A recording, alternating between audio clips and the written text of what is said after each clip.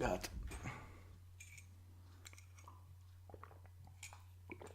Coffee.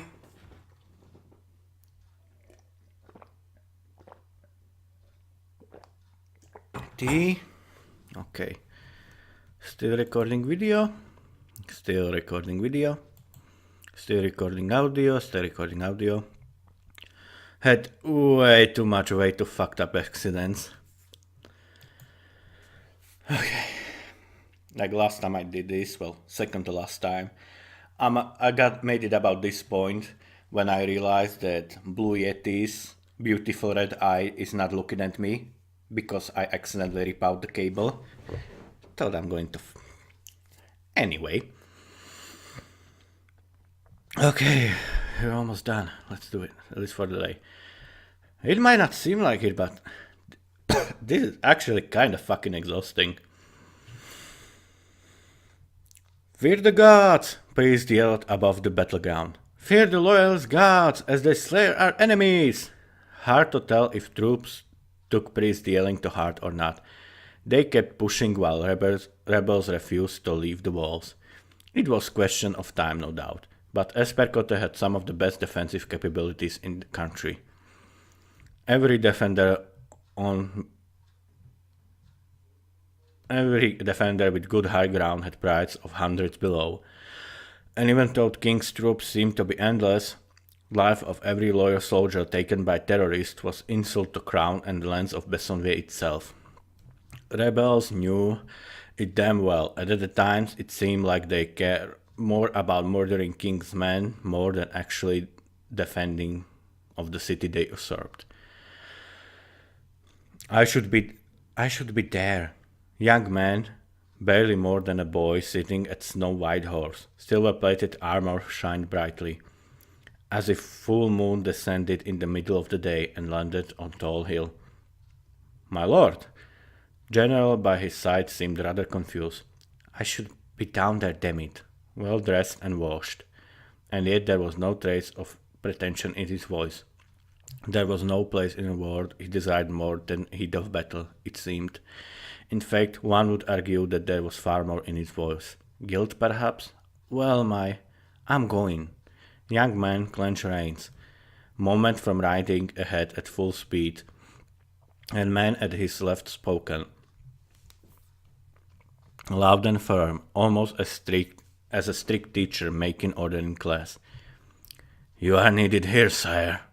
It sounded like an order. Sam had no doubt it was. My men are dying, Rufus. Soldiers, my lord. He corrected him without hint of shame. In this place, however, boldness that cost many others their head. If they were lucky, that is. And yet, instead of ordering his execution on the spot, young man listened. An old one continued. Soldiers in midst of mission, proving their bravery, their loyalty. Would you imply that you trust them so little you would deny them the chance to prove themselves in the eyes of gods? It was clear that Rufus is getting through. No need to slow down now. It's fair for those warriors to be denied their chance to become heroes, while Avatar of God's will is right here, their own king. Lucius signed. I know you're right, Rufus. He let go of reins as if his head sank lower. Eyes still locked with his troops. Seemed even more sad than before. But they are fighting for me, aren't they? No, they really are not. This time it seemed like General would reach for his sword and slay Rufus without an order. Not that anyone would miss King of Shadows. How dare you? Timeo said. Quiet, Timeo. Lucius shot his general without even looking at him, something his father wouldn't do in wildest dreams.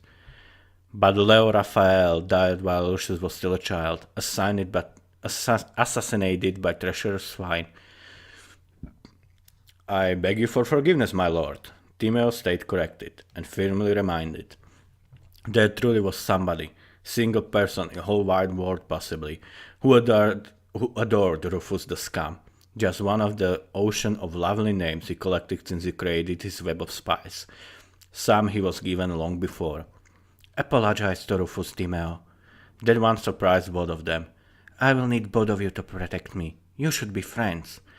Judging by Timeo's face, he was either ready to kill himself to escape humiliation or simply explode on the spot. No need for such gestures among true friends. Rufus, with surprising amount of kindness. His Majesty is right. We are fighting for same thing, aren't we, Timeo? Mere thought of considering the scum his comrade was less appealing than diving into sewer. But alas, as long as it pleases the sire, Timeo decided to swallow his pride for once. Yes, Rufus, yes we are. Please forgive my anger. Forgiven, forgotten. To Lucius's joy, both men truly laughed as old friends. Timeo didn't forgive, and he will not forget, ever. What is it, Rufus? My lord. What are my men fighting for? That is rather simple, my lord. They are fighting for tomorrow. For tomorrow? Lucius was rightly confused. Timeo would never admit it aloud, but he was rather interested. Where could he be going with this? From healthy children to future of whole world, all living beings strive to find hope, tangible chance to banish evil and ensure that all good in the universe will prevail. In short, they are fighting for better tomorrow, and they need your guidance.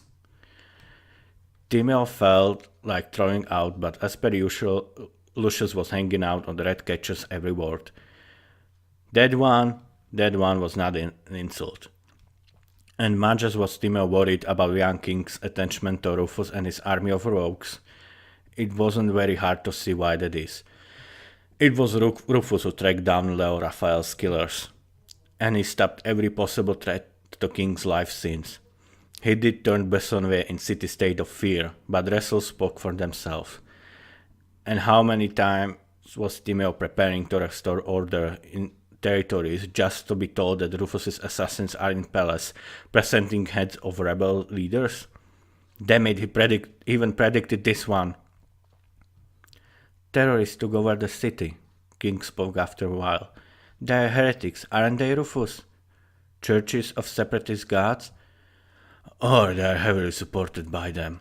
So in a sense, yes. What truly worries me are refugees. Whole nations fled. No surprise when half of the continent is occupied by Atterheim Empire, desperate for a new start, and Espercote was among most favored destinations. Atterheim is everyone's enemy. Lucius almost whispered. He couldn't bear an idea of turning away from people whose countries were stolen from them. True, sire, which is why our country, all three countries, need to be strong, especially from inside. What we cannot control is hard to predict. Some, like Amisaterans, could be serious threat. Amisaterans? Lucius asked, surprised. No one hates Atterheim Empire more. They lost so much to them. Largest country in the world, in fact, Rufus replied.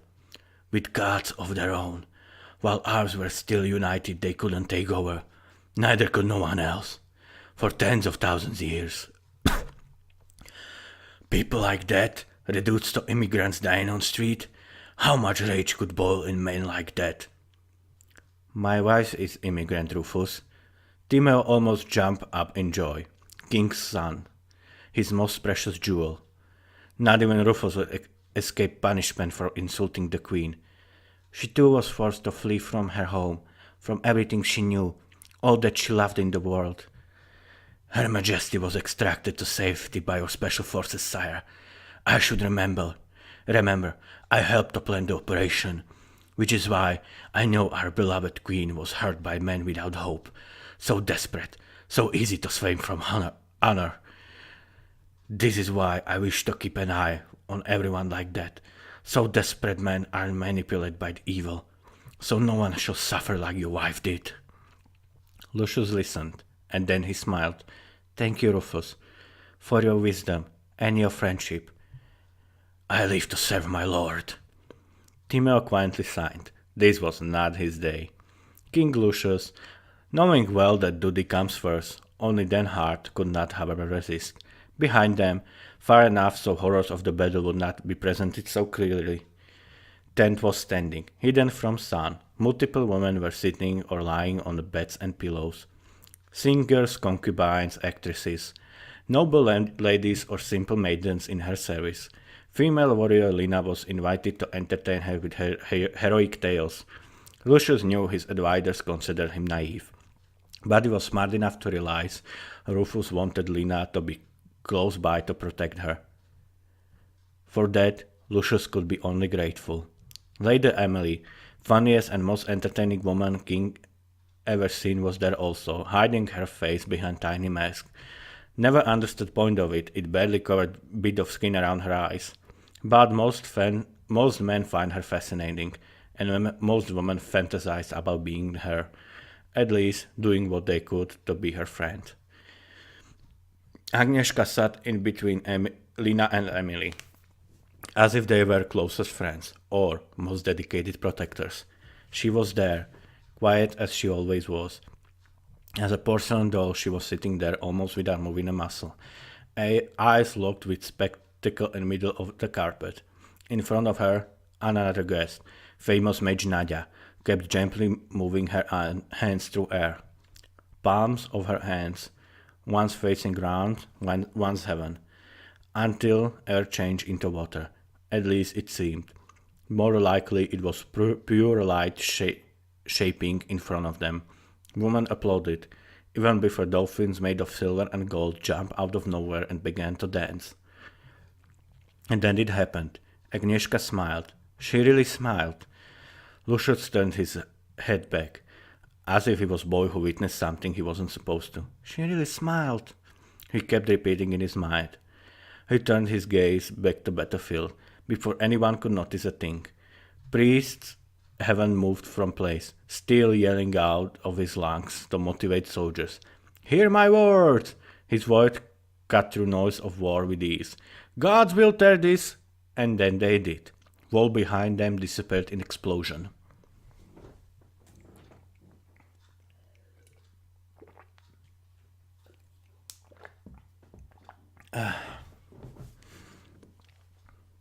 Explosion came so sudden that no one was sure when it really started.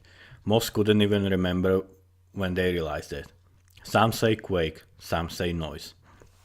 Others say it was when dust and pieces of road flew higher than wall itself. One way or another, fighting stopped. No one dared as much as breathe in horror of absolute quiet. Then shakes came, and with them shakes, whatever that means. By this point, let's say this. Then shakes came, and with them, people began to tremble. By this point, men and women on either side woke up, running as fast as they could. Now situation flipped. Royals who has been slaughtered under the walls didn't have it. Who were being slaughtered under the walls didn't have it far to safety, while defenders, even if they weren't stepping on each other's head, had no chance to get down safely. Most didn't even try. Stayed on top of the wall, just get a little further. But even for that it was too late.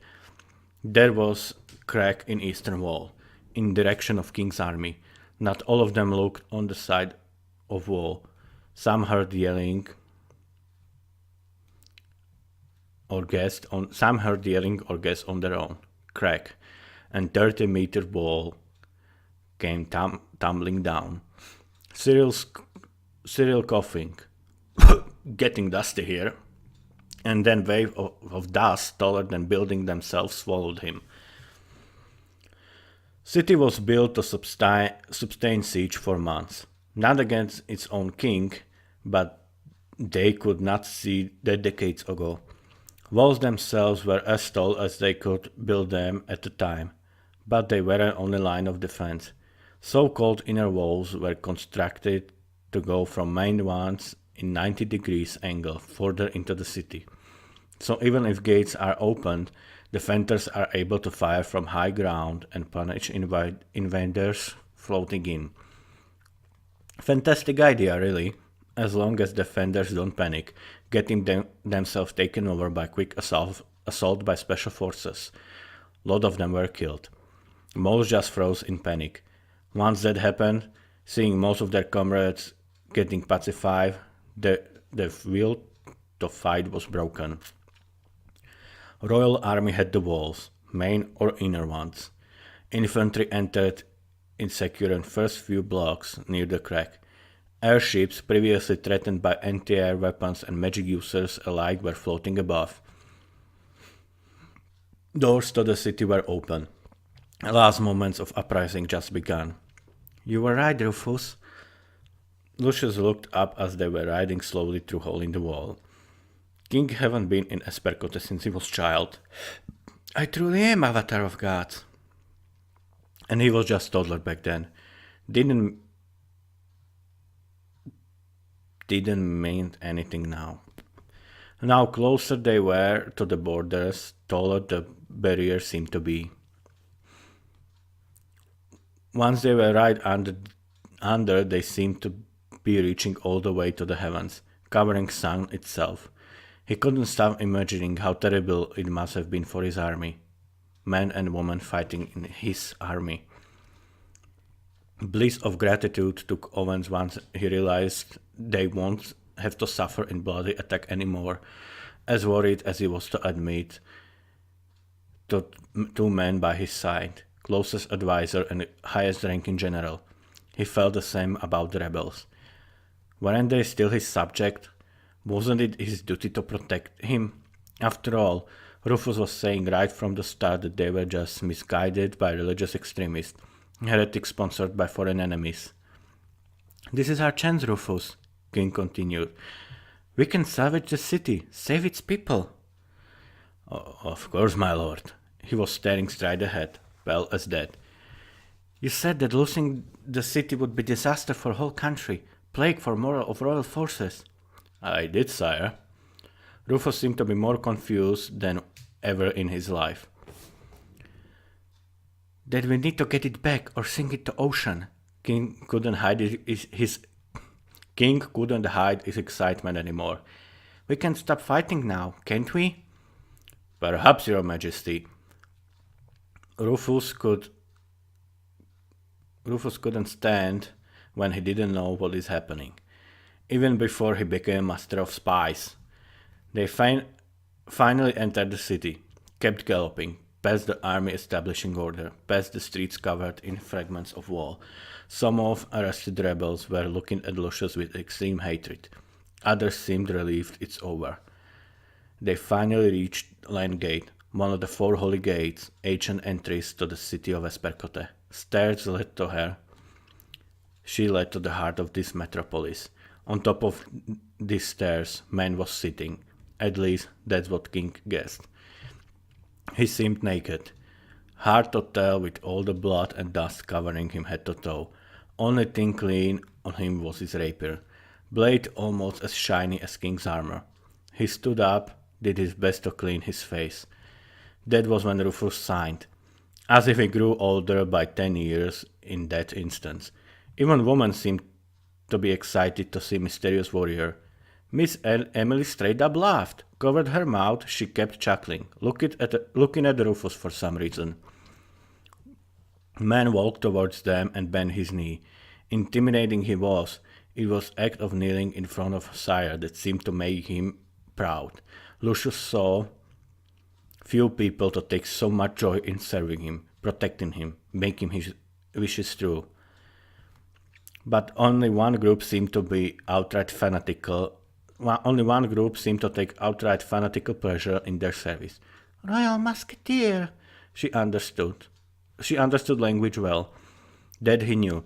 Speaking was giving her problem, even without her thick accent.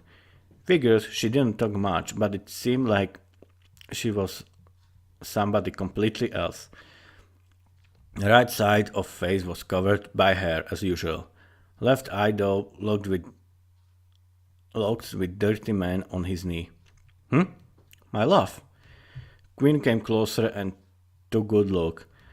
Could it be that she recognized him when he didn't? Lucius almost fell from his horse with sudden burst of shame. King's musketeer! This time Lucius was sure. She said it with excitement. Is it true? Are you one of my musketeers? One of mine, actually. One of mine, actually. Never seen Rufus so tired. I'm afraid. Raise your head, soldier. Lucius couldn't wait anymore. Sooner he find out who he is, sooner he can reward him. If he takes it, that is.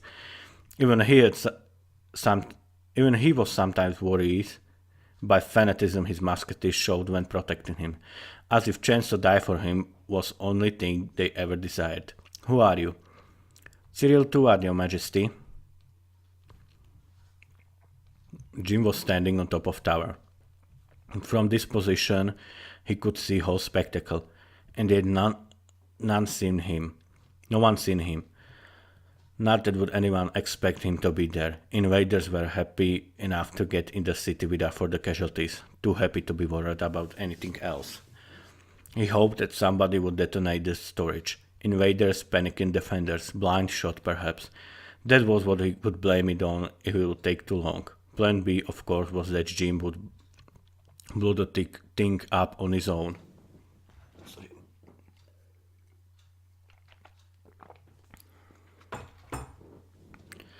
Luckily, somebody did take the bait.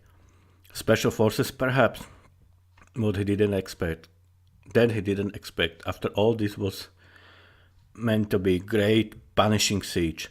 Not likely that King's advisors would let go of opportunity to showcase royal might. The types of examples served right for both local troublemakers and foreign forces. Ah, there it is.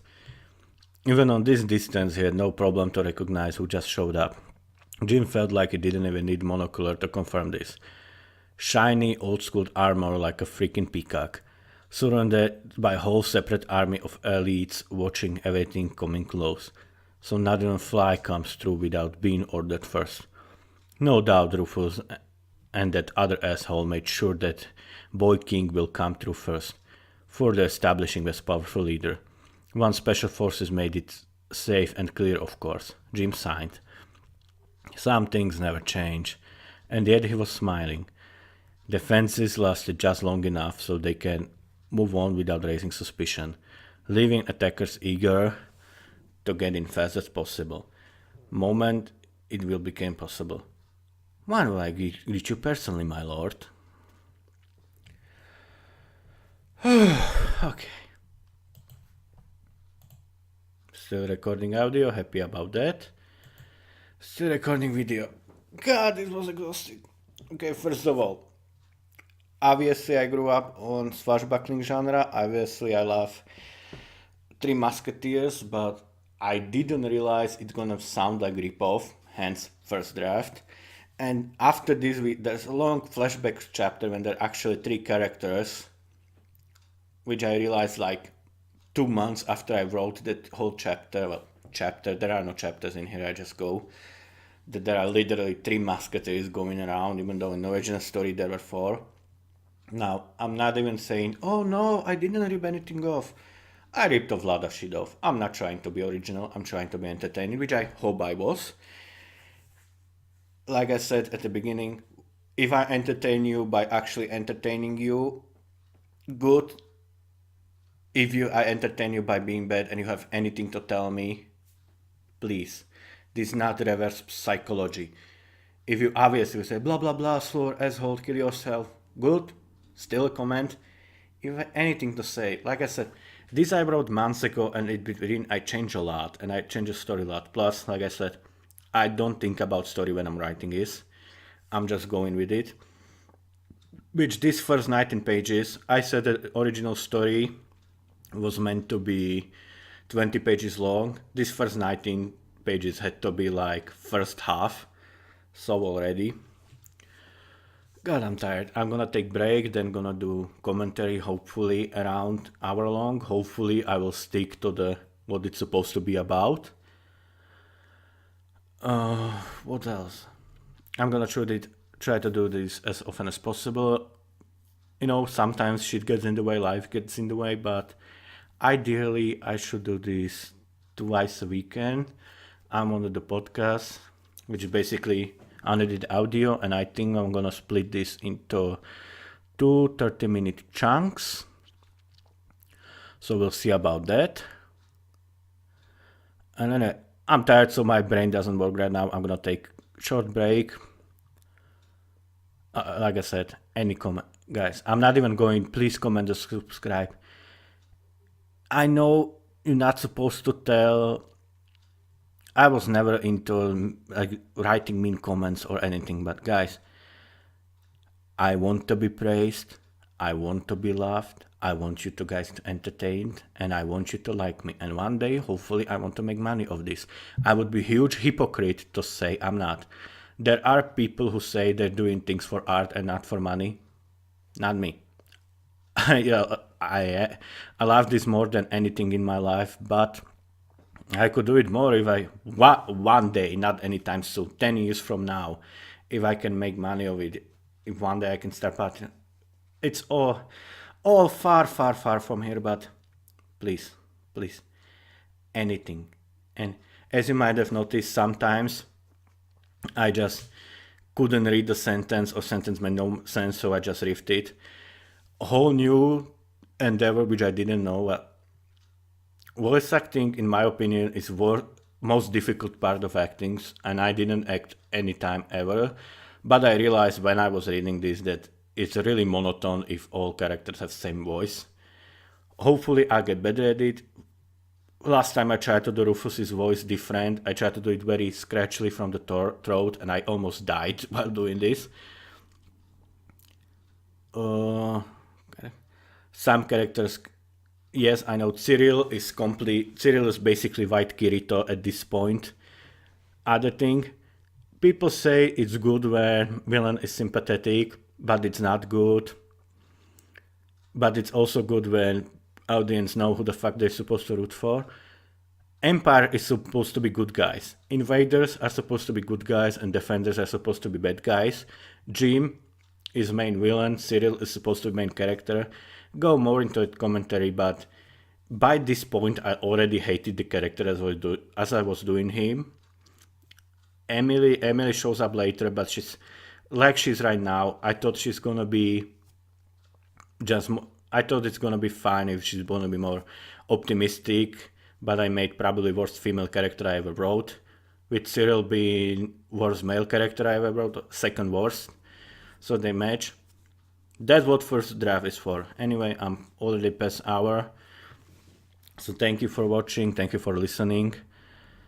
I'm gonna make this in two-parter on YouTube. I'm gonna probably keep it all as a podcast, and hopefully see you next time. Hopefully, first time when I tried to do my Let's Play channel, I had like 120 videos made ahead. Fuck this, I'm just gonna release this all at once I have it all edited. So there's gonna be around 30 minutes of vlogs, maybe shorter, we'll see. And podcast as a whole. Anyway, I'm gonna take a short break and I'm gonna do commentary on what we just read. So, see you around, guys. Stay awesome.